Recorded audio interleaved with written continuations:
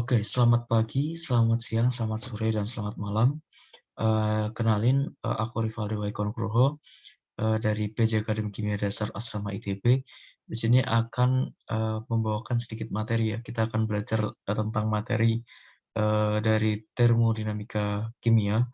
Jadi nanti bakalan dibagi menjadi dua part atau dua bagian yang nanti bagian pertama akan aku bawakan sendiri dan bagian kedua nanti akan dibawakan oleh rekanku yaitu Azah.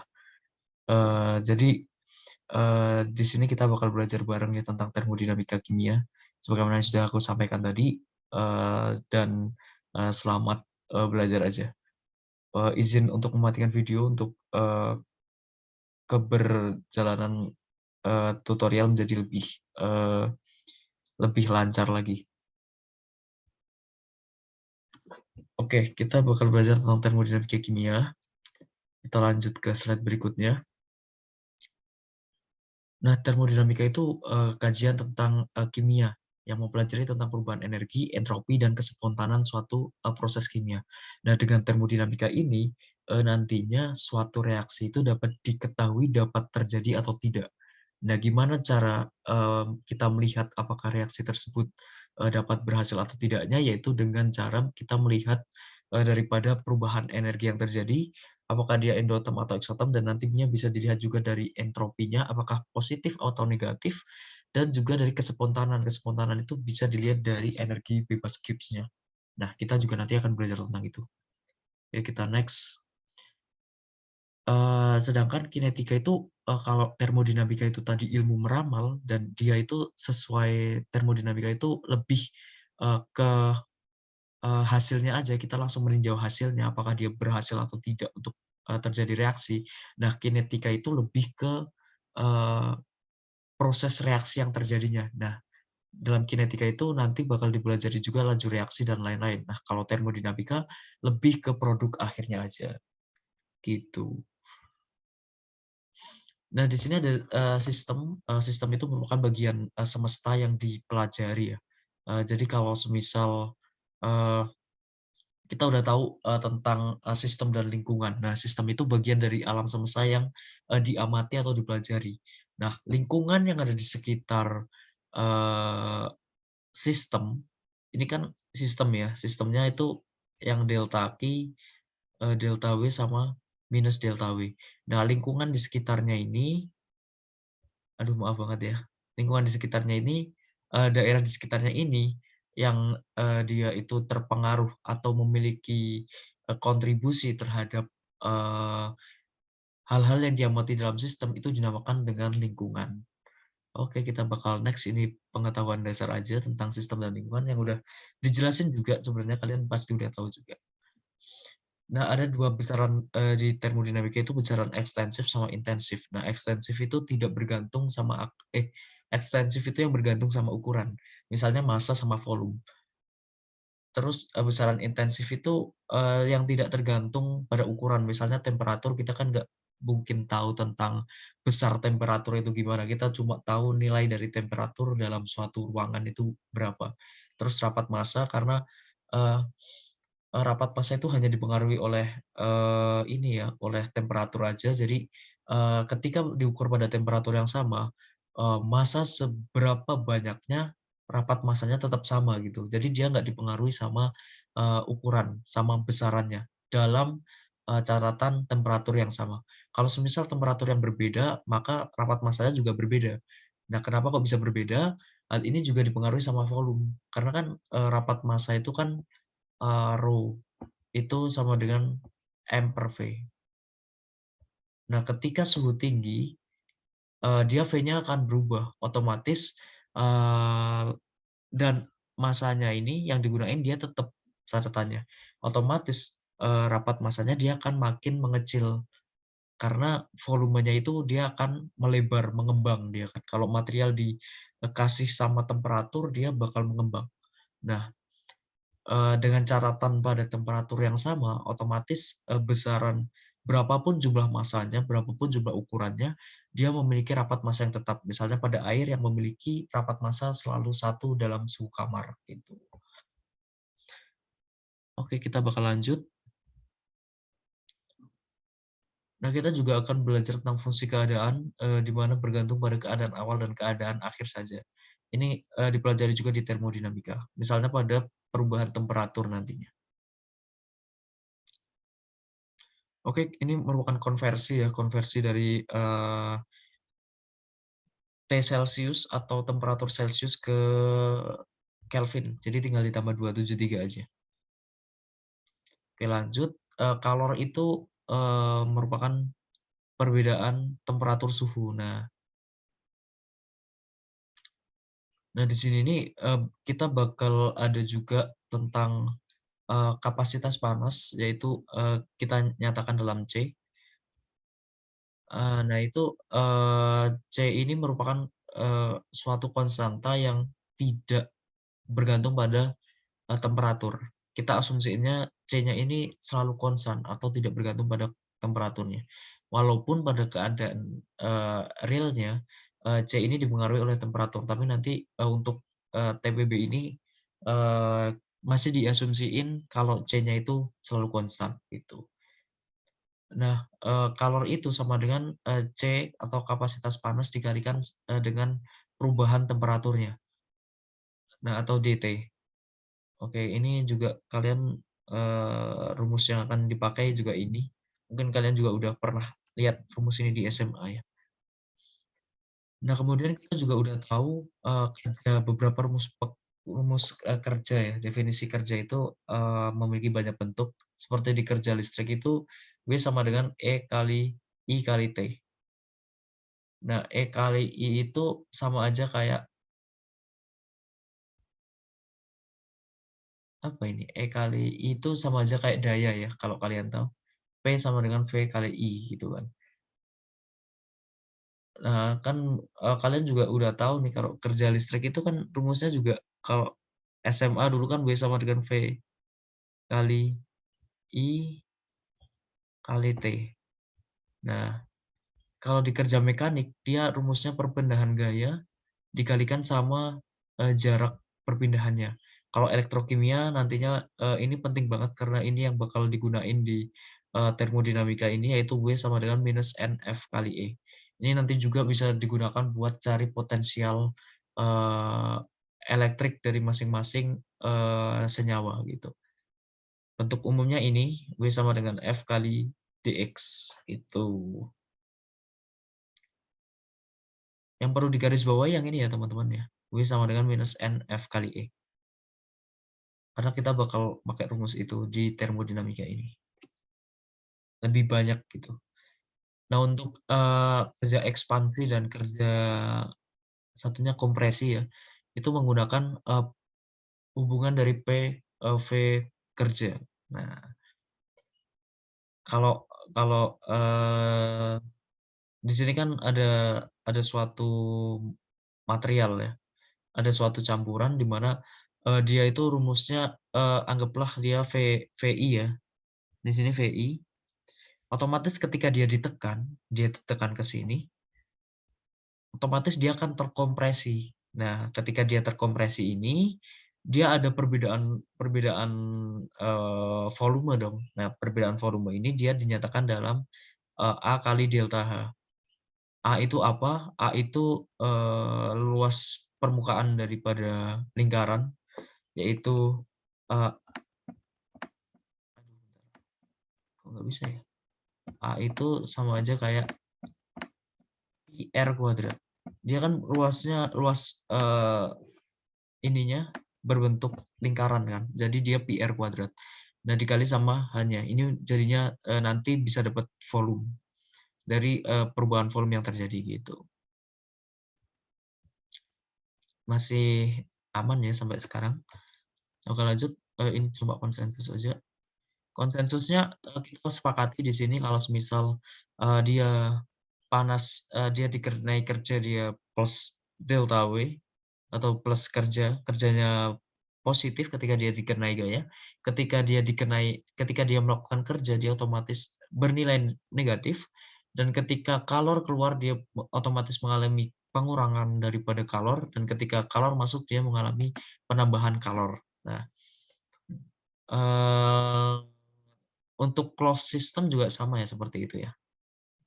kita kesepakatannya gitu. Jadi ketika, dia dikenai kerja, maka kerjanya bernilai positif, otomatis ketika dia mengurangi dia ada kerja, dia melakukan kerja, otomatis kan kalau semisal kalian, lagi, kerja bakti nih, otomatis ketika kalian melakukan kerja, kalian merasa capek gitu kan.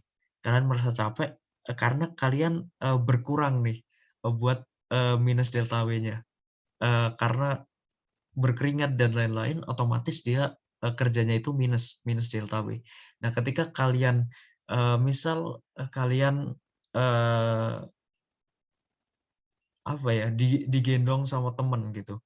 Nah, teman itu melakukan kerja ke kalian, otomatis, kalian nggak merasa capek untuk, misal berjalan dari sana sampai sini, dari, eee, misal gedung A ke gedung B gitu. Kalian nggak bakal merasa capek karena kalian dikenai gaya gitu, dikenai kerja sama teman kalian yang gendong kalian. Jadi otomatis dia, nilainya plus delta W. Jadi gitu ya analoginya ya. Maaf agak agak ngawur ya Mas analoginya. Oke, kebergantungan kerja pada proses. Ini juga, fungsi keadaan juga, di mana, P-nya ada yang P tetap, ada yang V berubah dan lain-lain, ini nanti juga bakal ditinjau. Nah, contoh perhitungan kerja juga, ini ada di PPT Pak Rukman, silahkan bisa ditinjau, dilihat sendiri ya. Nah, kita bakal lanjut ke pokok bahasan kita hari ini karena tadi cuma pengantar. Kita, ke hukum pertama termodinamika. Hukum pertama termodinamika itu menjelaskan kalau semisal, eee entropi di alam semesta itu bentar, energi, maaf. Energi di alam semesta itu selalu konstan atau selalu tetap, dia nggak ada perubahan energi sama sekali. Nah, konsep ini juga mirip sama hukum kekekalan energi, teman-teman. Jadi energi itu nggak bisa diciptakan atau eee, dihilangkan atau dimusnahkan, yang ada hanyalah bisa, berganti menjadi bentuk lain. Nah, hal ini juga sama kayak, energi alam semesta yang selalu konstan karena energi itu pada dasarnya tidak pernah berubah dan, berkurang, dia hanya berubah menjadi bentuk yang lain.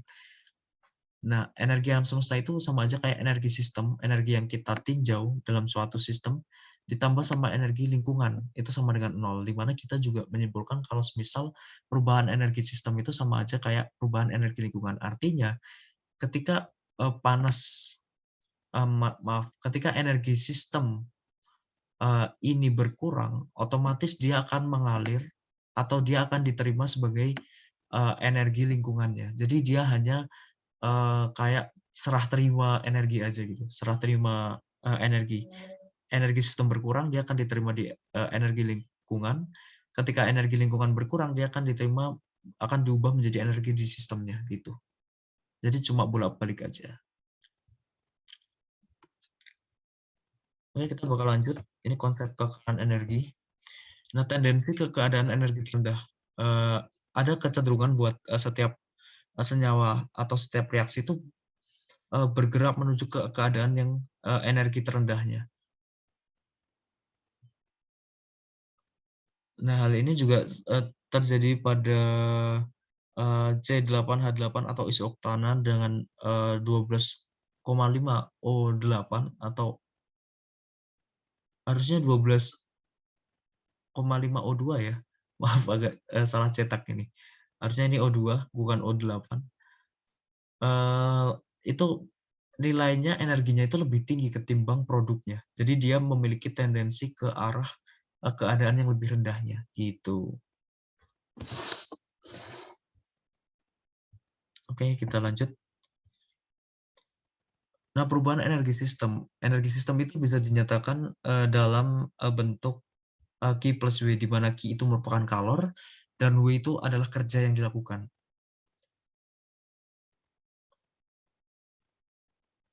Nah, ini juga kita punya kesepakatan nih teman-teman, untuk, Q kurang dari 0 dan W kurang dari 0, maka, eee, harga mutlak dari Q itu lebih kecil dari, pada W. Ketika ketika hal itu terjadi, kalor dilepas seminimal mungkin.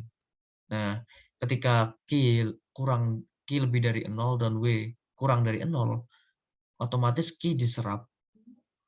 Jadi, kayak tadi ya, kayak semisal, kalian digendong teman gitu, kalian nggak melakukan kerja apapun, otomatis kalian masih bugar gitu. Nah, dia, dan kamu tidak mengeluarkan kalor sedikit pun karena kamu digendong, dikenai kerja sama temanmu gitu. Nah, Qi-nya itu bernilai positif, otomatis diserap dan, W-nya itu akan makin besar gitu, untuk W kurang dari 0. Oke, ini buat kesepakatan aja, kita bakal lanjut. Nah, di sini juga ada perhitungan, kita akan bahas dikit-dikit ya. Jadi sampel gas ideal itu dimampatkan dari 400 ke 50 mililiter. Berarti aku anggap ini V1, aku anggap ini V2. Terhadap tekanan tetap 8 atm, berarti dia sistemnya isobarik. Oke, bentar ya. Oke.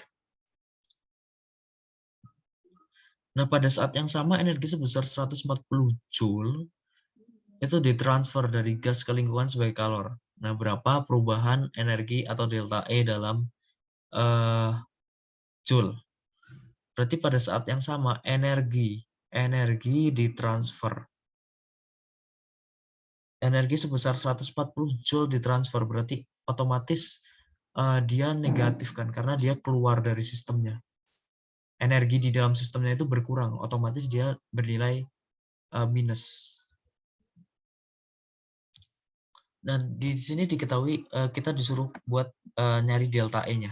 Nah, ini udah aja juga, di mana kalor yang keluar tadi yaitu 140 Joule karena dia keluar dari sistem, otomatis sistem kekurangan energi kalor dalam sistem itu berkurang, dan W-nya ini dia bernilai negatif karena dia melakukan kerja. Oke, dia melakukan kerja. Karena pistonnya ini mau melakukan kerja gitu.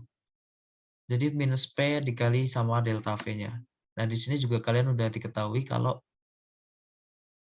hasilnya ini dia kompresi kan. Jadi otomatis dia V2 minus V1. Nah, di sini nanti dikalikan sama 8. Perlu diingat juga kalau semisal dia di sini tuh masih liter ATM. Jadi buat pembandingnya otomatis kita gunakan di sini konstanta, kalau kalian masih ingat konstanta yang biasa digunakan dalam gas ideal, itu kan ada yang khusus liter ATM itu 0,082, yang buat joule per mol atau buat energi itu yang 8,314 kan. Nah, itu pakai perbandingan itu buat mengubah atau buat mengonversi dari liter ATM ke joule per mol. Gitu aja sih.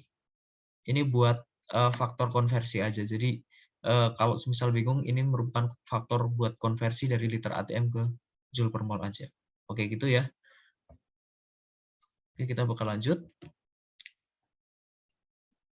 Nah, di sini ada entalpi juga, di mana rumus entalpi itu kecenderungan untuk, oh bukan, sorry. Entalpi itu merupakan dia dipengaruhi sama kalor dan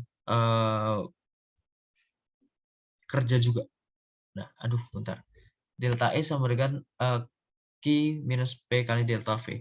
Nah, kalau bisa rumus-rumus kayak gini ini benar-benar dihafalin aja ya. Karena penting banget buat dimengerti kalau delta E itu sama dengan Q minus P kali delta V. Atau kalian juga bisa sebenarnya Q minus P kali delta V itu sama aja kayak kerja. Nah, jadi kan sama kan? Nah, gini.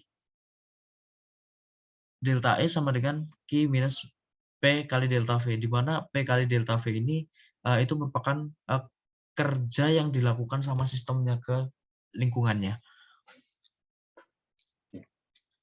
Nah, di sini ada rumus juga buat mencari entalpi. Entalpi sama dengan E plus P kali V. Sebenarnya kalau kalian penurunan rumusnya H sama dengan E kali P, E plus P kali V ini bisa menggunakan rumus turunan. Jadi nanti kalian bisa dapat rumus ini dari rumus turunannya. Gitu. Nah, perlu diingat kalau H sama dengan E plus P kali V, delta H sama dengan, aduh bentar, E kali P kali delta V ini, itu dia perlu diingat kalau dia dilakukan di tekanan yang konstan. Jadi dia tekanannya konstan atau dia isobarik untuk mencari nilai delta H-nya. Delta H-nya, maaf. Nah, kalian juga bisa turunin nih, delta H itu sama dengan,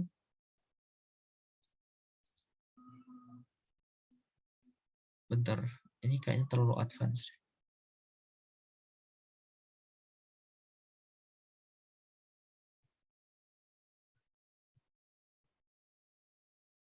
Oke, ini terlalu advance, mendingan jangan dulu aja. Jadi kalian cukup tahu ini aja dulu. Maaf banget, terlalu takutnya nanti malah jadi bingung. Oke, kita langsung tinjau ke delta E sama dengan delta H minus P kali delta V. Nah, di mana kita analogikan kalau semisal delta E ini juga sama kayak Q plus W, iya kan? Dari persamaan ini, itu delta E itu sama aja kayak Q plus W. Nah, W-nya ini merupakan W yang dia sistemnya melakukan kerja, otomatis dia minus P kali delta V. Nah, otomatis ketika kita analogikan, berarti ini W-nya ini P kali delta V, delta H-nya ini itu analog sama kalornya atau Q-nya. Nah, berdasarkan persamaan delta E ini, maka delta H-nya itu sama aja kayak Qp pada tekanan yang tetap. Ingat, delta H itu dicari pada tekanan yang tetap. Buat rumusnya mungkin terlalu advance untuk dilakukan di TPB ya, karena ini juga aku dapat di materi jurusan, takutnya nanti malah jadi bingung gitu ya. Kayak kita masih telan mentah-mentah yang ini dulu aja.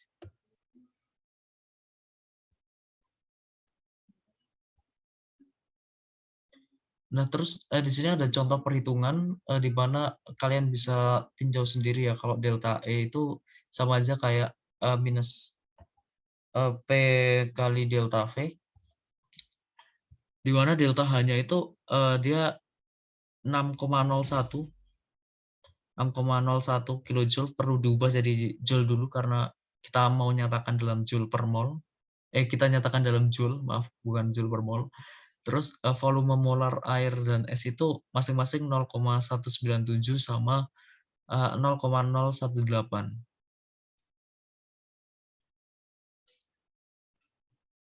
Nah, gitu. Gitu ya. Apa coba? Nah, gitu. Nah, jadi bentar. Nah, jadi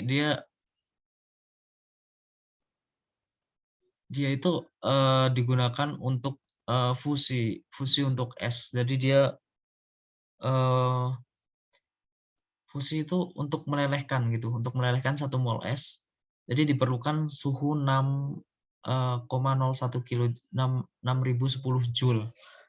Nah, untuk melelehkan itu otomatis dia reaksinya itu eh, apa?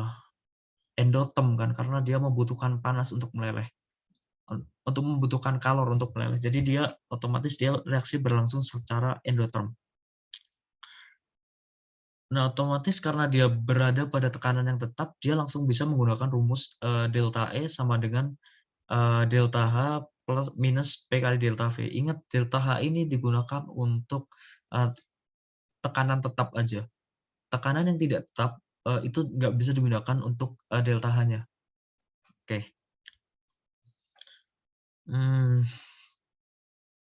Nah, gitu ya. Nanti bisa dicoba sendiri karena kita nggak bakal lama-lama karena ini juga dibagi jadi 2 part. Jadi nanti kalian bosen kalau nonton terlalu lama.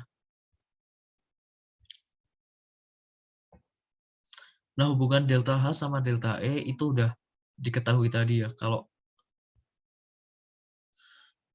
delta E itu sama aja kayak delta H minus P kali delta V.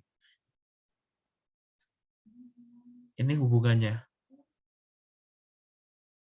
Nah, untuk beberapa kasus ketika delta V-nya itu kecil banget, delta V-nya itu kecil banget atau dia mendekati nol, otomatis dia bisa diabaikan. Nah, ketika dia bisa diabaikan, otomatis delta E-nya itu sama aja kayak delta H. Atau kasus yang lain juga bisa kayak delta E itu sama aja kayak delta H. Kalau kalian masih ingat rumus gas ideal ya? P kali delta V sama dengan delta N kali R kali T. Nah, itu bisa juga kalian substitusiin buat diganti sama delta N kali R kali T.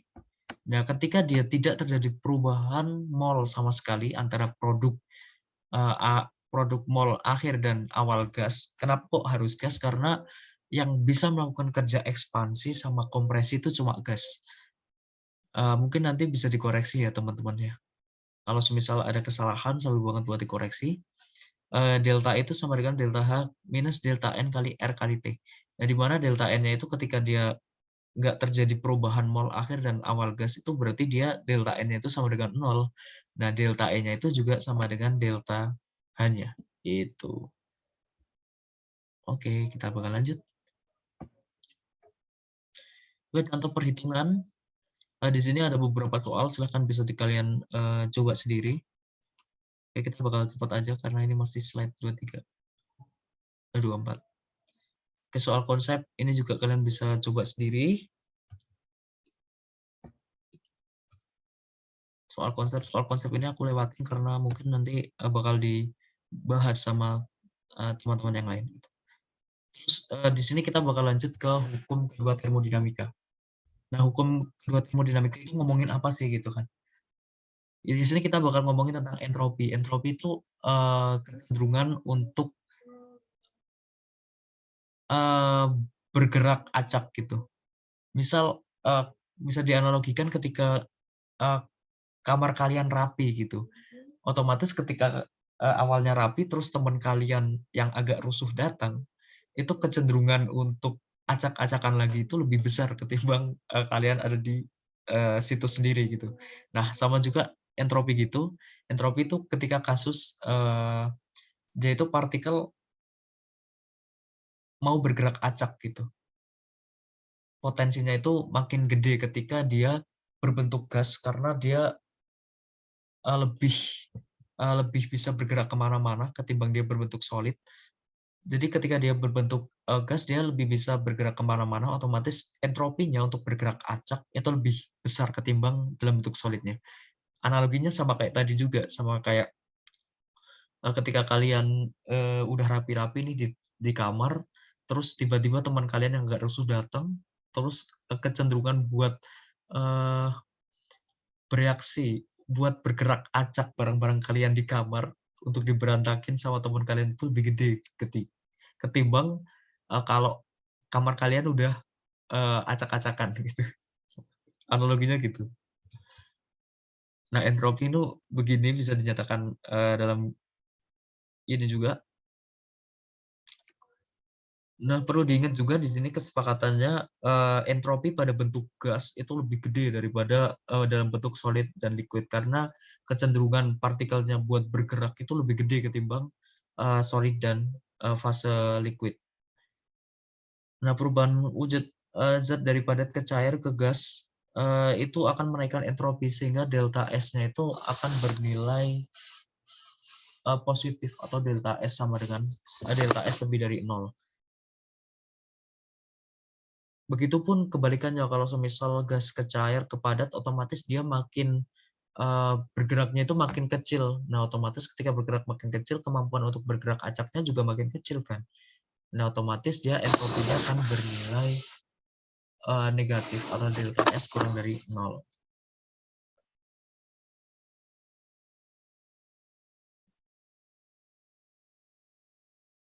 Lanjut. Ini ada soal konsep yang mungkin nanti bakal dicoba lagi sama kalian. Dan di sini juga bakal belajar tentang proses reversibel dan irreversibel. Nah, proses reversibel itu ketika ada senyawa intermediate di dalamnya. Nah, ketika senyawa intermediate ini eh, itu bisa berlangsung dalam dua arah ketika ada senyawa intermediate. Nah, biasanya senyawa intermediate ini eh, dalam tahapan akhir dia tidak akan kelihatan gitu karena dia namanya senyawa intermediate kan. Jadi dia ada di proses di antara reaktan dan produk akhirnya gitu. Nah, terus proses irreversible yang kedua yaitu proses ketika intermediate-nya tidak dalam keadaan setimbang, otomatis dia akan intermediate-nya akan uh, menghasilkan dari produk akhirnya gitu. Kalau reversible tadi bisa berlangsung dua arah, otomatis dia berada di kesetimbangan. Ketika irreversible ini dia berlangsung satu arah aja. Jadi dari A jadi I1, I1 mesti jadi I2, I2 jadi I3 dan seterusnya sampai produk akhir yaitu B. Nah, pada proses reversible dari A ke I1, terus dia I1 ini bisa balik ke A lagi kalau semisal dia ada satu yang dan lain hal yang uh, mempengaruhi dari kesetimbangan yang udah kalian pelajari sebelumnya.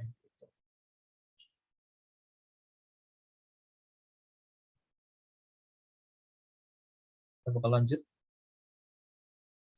Nah, di sini juga ada soal di mana perlu diingat kalau semisal kerja yang ada di ini dia dipengaruhi cuma sama gasnya aja. Soalnya kalau liquid dia nggak bisa ekspansi kan. Jadi yang paling mudah untuk ekspansi yaitu gas aja gitu.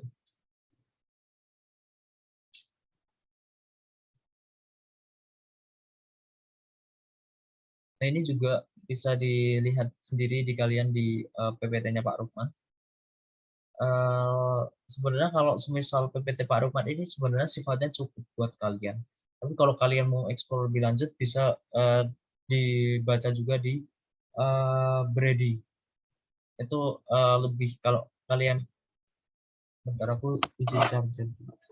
Kalau kalian mau pengetahuan yang lebih advance lagi, sabi banget buat dilihat di Brady-nya. Nah, kerja total itu dia dia kayak soal-soal ini gabungan dari soal-soal sebelumnya. Jadi kalian harus bisa kerjain soal-soal sebelumnya gitu. Jadi kerja total itu gabungan dari ekspansi sama kompresinya. Ini kan soalnya tadi ini kompresi. Ini apa? Ini ekspansi sama kompresi. Jadi kerja totalnya gabungan dari dua itu. Nah, seperti yang udah dijelasin tadi, kalau semisal entropi itu merupakan kecenderungan buat bergerak acak secara kasarnya. Nah, di sini ada penjelasan ilmiahnya lagi. Mana ini? Nah, ini kan meningkatkan energi kinetika komponen atom dan molekul sistem sehingga meningkatkan ketidakteraturannya. Jadi otomatis ketika dalam fase gas dia akan bergerak acak gitu kan. Nah, otomatis dia makin tidak teratur. Kecenderungan buat tidak teraturnya itu makin besar daripada ketika dia berada dalam fase solidnya. Gitu. Nah, delta S ini itu bisa juga direaksikan atau kok direaksikan sih? Dinyatakan dalam persamaan Q reversible per T-nya. Otomatis ketika T-nya itu dalam suhu yang tinggi banget, otomatis delta S-nya ini dia akan makin berkurang ya. Nah, ketika T-nya ini makin bergerak tinggi, otomatis delta S-nya itu makin berkurang kecenderungannya untuk bergerak acak.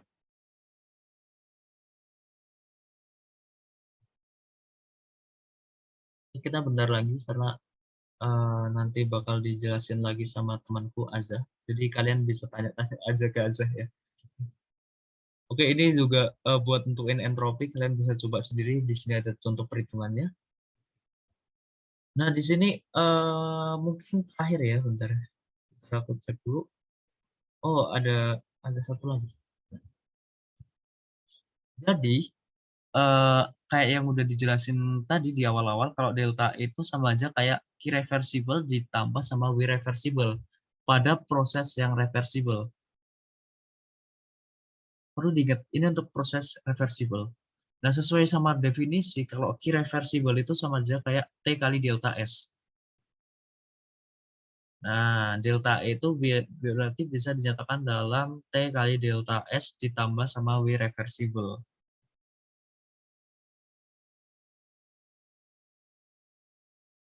Nah, untuk keadaan di mana dia bersifat isotermal, kalau kalian pernah baca gitu ya, di gas ideal, pada keadaan isotermal itu dia dinyatakan dalam delta E sama aja kayak CV kali DT. Iya enggak? Iya dong. Nah, kalau itu dalam keadaan iso, oh salah, sorry. Ini bukan isotermal, isovolume atau isokorik atau isokorik. Nah, itu dia bisa dinyatakan dalam delta E itu sama dengan CV kali DT. Nah, ketika dia isobarik, isobarik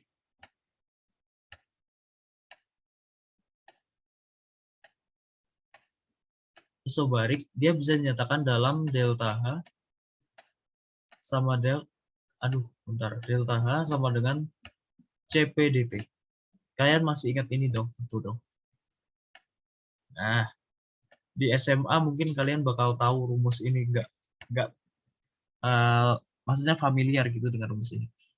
Nah, delta E ini sama dengan CV kali DT. Nah, DT ini merupakan dia dari integral T1 sampai T2.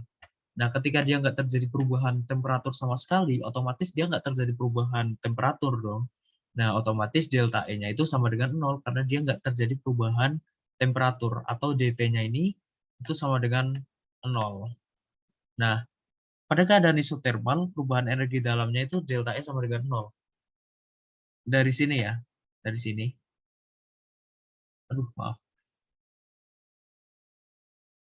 Sehingga komponen energi gas ini hanya dinyalakan dalam tergantung pada temperaturnya aja. Jadi otomatis Q reversible plus W reversible sama dengan 0, di mana kita substitusikan nilai Q reversible itu sama aja kayak T kali delta S-nya. Gitu. Jadi W reversible sama dengan minus T kali delta S. Gitu, teman-teman. Oke. Ini kita bakal lanjut, udah 50 menit ternyata. Oke, untuk hukum kedua termodinamika dinyatakan dalam alam semesta selalu tetap. Nah, entropi alam semesta itu selalu tetap, atau delta S alam semesta itu sama dengan 0. Dan bertambah pada proses yang spontan atau delta S alam semestanya itu lebih dari 0 gitu. Nah, untuk gas ideal sendiri itu bisa dinyatakan dalam delta S sistemnya ditambah sama delta S lingkungannya, di mana Q reversible per T minus Q reversible per T juga itu sama dengan 0. Karena nilainya itu dia sifatnya reversible kan. Jadi otomatis dia dalam proses reversible ini delta S alam semestanya itu selalu sama dengan 0. Oke, gitu aja teman-teman. Buat part satunya mungkin nanti bisa dilanjut sama temanku yaitu Azza. Selamat buat berjuang selalu. Jangan lupa istirahat dan jangan lupa buat bahagia selalu. Begitu aja cukup. Aku tutup. Wassalamualaikum warahmatullahi wabarakatuh.